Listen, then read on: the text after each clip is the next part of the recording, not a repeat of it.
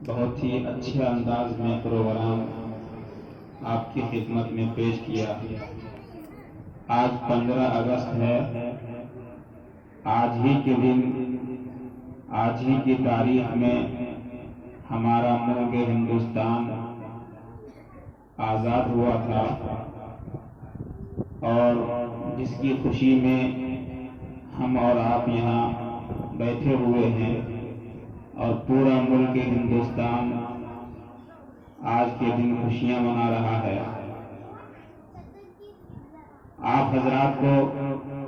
یہ بات اچھی طرح سے معلوم ہے کہ اس ملک میں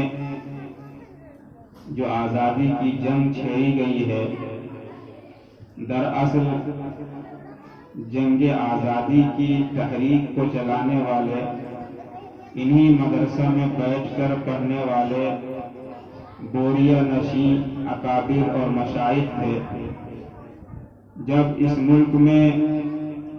17ویں صدی عیسوی میں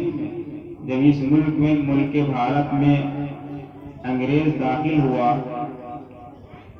اور چلتے چلتے 1799 عیسوی تک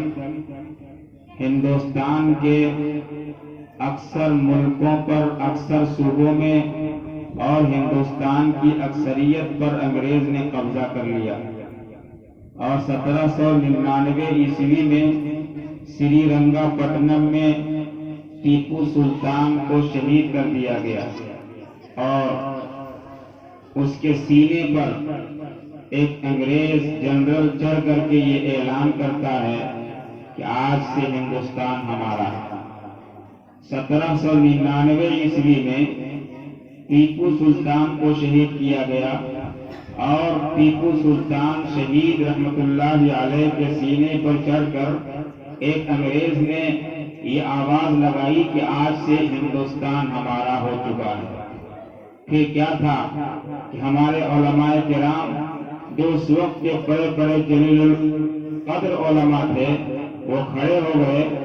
اور سن 1803 عیسوی میں حضرت شاہ ولی اللہ محدث دہلوی رحمت اللہ علیہ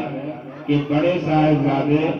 حضرت شاہ عبدالعزیز محدث دہلوی رحمت اللہ علیہ نے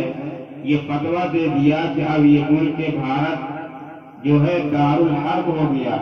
یعنی اب مسلمانوں کے ہاتھ سے یہ ملک نکل گیا ہے، اب غیروں کے، غیر ملکیوں کے ہاتھ میں یہ ملک چلا گیا ہے، اس لیے اب بھارت میں رہنا ہے، ہندوستان میں رہنا ہے، تو اب ہندوستان کو آزاد کرانے کے لیے اب یہاں کے مسلمانوں کے اوپر جہاد فرض ہو چکا ہے۔ جس طرح سے نماز فرض ہوتی ہے، جس طرح روزہ فرض ہوتا ہے، جس طرح حج اور زکوٰۃ فرض ہے، ایک مسلمان کے اوپر جہاد کرنا بھی فرض ہے۔ ہمارا ملک ہندوستان جب انگریزوں کے ناپاک پنجے میں گیا، اور انگریز اس ملک کے سیاہ و سفید کے مالک بن بیٹھے، اور یہاں کے شہریوں پر طرح طرح کے مصائب و آلام ڈھائے جانے لگے۔ ابھی آپ نے مختلف طلبہ نظام کی زبانی سماعت فرمایا کہ انگریزوں نے جب یہ اعلان کر دیا کہ آج سے یہ ملک ہندوستان ہمارا ہے، تو ہمارے اکابر حضرت مولانا شاہ عبدالعزیز محدث دہلوی نے 1803 میں فتویٰ دیا کہ اب یہ ہندوستان دارالحرب ہو گیا، لہذا اس ملک کو انگریزوں کی غلامی سے نجات دلانا ہر ہندوستانی کا فرض ہے۔ بات چلتی رہی، بات آگے بڑھتی رہی، یہاں تک کہ سن 1831 عیسوی میں حضرت شاہ سید احمد شہید بریلوی اور حضرت شاہ اسماعیل شہید رحمت اللہ علیہ کو بھی شہید کر دیا گیا، اور بات آگے چلتی رہی، اور دوسری جنگ آزادی سن 1857 عیسوی میں پیش آئی، اور 1857 عیسوی میں جو جنگ ہوئی ہے، اس جنگ میں بھی مسلمانوں کو ناکامی کا سامنا کرنا پڑا، اور ناکامی ہوئی، اور اس کے بعد سے انگریزوں نے اس ملک میں ہندوستانیوں کا خون بہانا شروع کیا، علماء کرام کو قتل کرنا شروع کیا اور مدارس کو ڈھایا جانے لگا، اسلامی اقدار کو ختم کیا جانے لگا، اور ایسا لگ رہا تھا کہ اب اس ملک ہندوستان سے اسلام ختم ہو جائے گا۔ لگتا تھا کہ اس ملک ہندوستان سے اب اسلام کا چراغ بجھا دیا جائے گا، لیکن ہمارے اکابر نے بروقت کھڑے ہو گئے اور 1857 عیسوی میں جو جنگ ہوئی ہے، اس میں جو ناکامی ہوئی ہے، اس کی تلافی کے لیے 1866 عیسوی میں دارالعلوم دیوبند کی بنیاد رکھی گئی۔ 1857 کے بعد کچھ سالوں کے بعد دارالعلوم دیوبند کی بنیاد رکھی گئی۔ آپ کو ہمیں ہندوستان کے تمام مسلمانوں کو یہ بات معلوم ہونا چاہیے کہ دارالعلوم دیوبند صرف ایک مدرسہ نہیں ہے، بلکہ اس مدرسے کی بنیاد اس لیے پڑی، اس مدرسے کی بنیاد اس لیے رکھی گئی تھی کہ دو جنگوں میں جو مسلمانوں کو ناکامی ہو گئی تھی اور افراد ختم ہو گئے تھے، مجاہدین ختم ہو گئے تھے، اب ان مجاہدین کو پیدا کہاں سے کیا جائے؟ لہذا اس مدرسے کی بنیاد ہمارے اکابرین نے رکھی اور افراد وہاں سے تیار کیے جانے لگے، مجاہدین تیار کیے جانے لگے،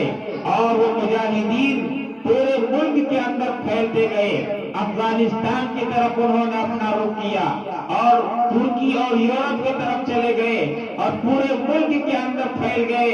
اور ایک محاذ بنایا۔ جیسا کہ ایک طالب علم نے ابھی آپ کو بتایا کہ اس موقع پر دو محاذ بنائے گئے تھے، ایک محاذ امبالہ میں، دوسرا محاذ شاملی میں۔ امبالہ میں جو تحریک اور جو لشکر تیار کیا جا رہا تھا، اس کی قیادت حضرت مولانا جعفر تھانیسری کر رہے تھے، اور شاملی کے میدان میں جو لشکر اور جو محاذ بنایا گیا تھا، اس کی قیادت حضرت حاجی امداد اللہ مہاجر مکی رحمت اللہ علیہ فرما رہے تھے۔ الغرض اس طریقے سے علماء کرام کے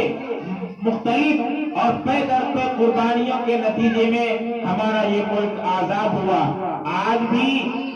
ملک کو جب بھی ضرورت پڑتی ہے یہ مدرسے والے ہی آگے بڑھتے ہیں، علماء کرام ہی اپنا کردار پیش کرتے ہیں۔ دارالعلوم دیوبند کی بنیاد سن 1857-66 میں رکھی گئی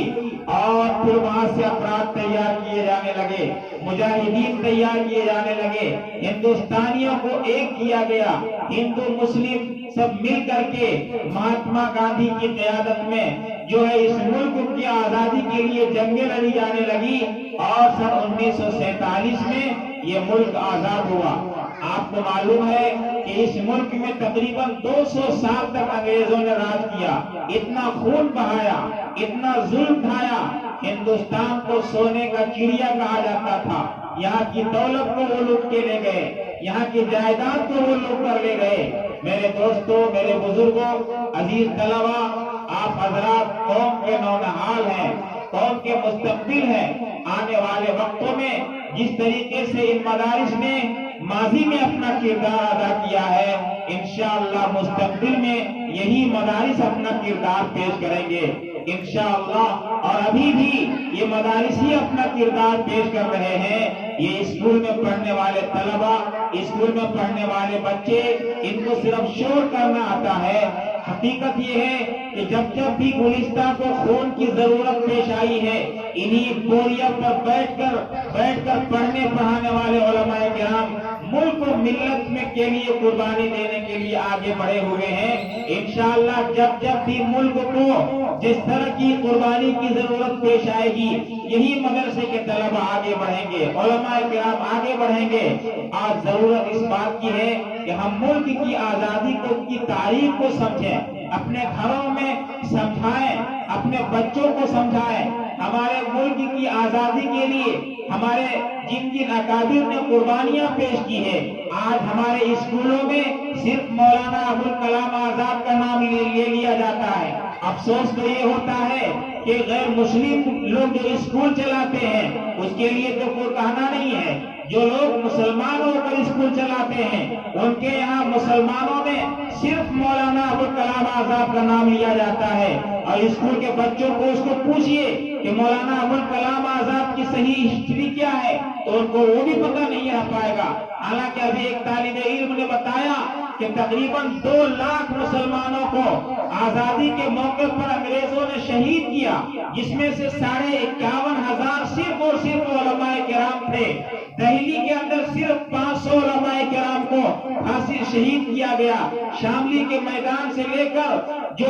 شاملی سے لے کر کے چاندنی چوک تک کوئی بھی درخت ایسا نہیں تھا جہاں پر ہندوستانیوں کا سر نہ لٹکا دیا تھا انگریزوں نے کاٹ کر کے۔ یہ ایک تاریخ ہے ہماری، یہ ایک ماضی کی تاریخ ہے۔ آج اسکولوں میں ہمارے اکابر کی تاریخ کو مٹایا جا رہا ہے۔ یاد رکھیے، جو قوم اپنے ماضی کو بھلا دیتی ہے، جو قوم اپنے بزرگوں کی تاریخ یاد نہیں رکھتی ہے، جو قوم اپنے پرکھوں کی روایات کو باقی نہیں رکھتی ہے، جو قوم اپنے ماضی کا سبق بھلا دیتی ہے، وہ قوم کبھی بھی مستقبل کے لیے کوئی راستہ طے نہیں کر پاتی ہے، مستقبل کے لیے کوئی لائحہ عمل تیار نہیں کر پاتی ہے، وہ قوم مردہ ہو جاتی ہے، وہ قوم زندہ ہو کر کے بھی مردہ ہے۔ جو قوم اپنے باپ دادا اور اپنے بزرگوں، اپنے علماء کے اور اپنے اسلاف کی تاریخ کو بھلا دیتی ہے۔ ابھی مختلف طلبہ نظام نے بہت ہی خوبصورت انداز میں آپ کو سمجھایا کہ ہمارے اس ملک کو آزاد کرانے کے لیے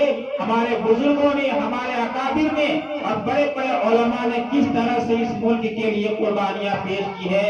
آج ضرورت اس بات کی ہے کہ ہم اپنے بچوں کو اپنے بزرگان دین، اپنے اسلاف اور علماء کرام کے